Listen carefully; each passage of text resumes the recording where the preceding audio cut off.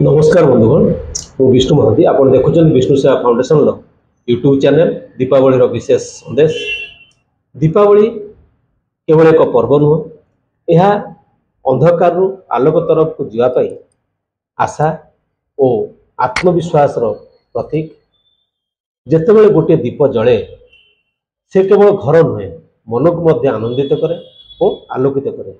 जेतेबेले गोटे महिला स्वयं रोजगारी हुए तांको परिवार रो और समाज रो एक नूतन आशा भरोसा और भविष्य पे एक स्वप्न उज्जवल हो जाए।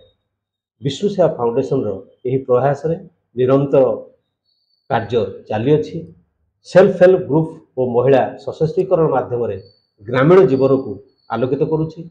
एही दीपावली रे आमे निश्चय शपथ करिवा केवल आम घर नुह अन्य काहारी जीवन रे मध्य आलोक भरिदेवा, जलाइबा एक दीप आमर और समाज पाई आशार स्वावलंबन और परिवर्तन।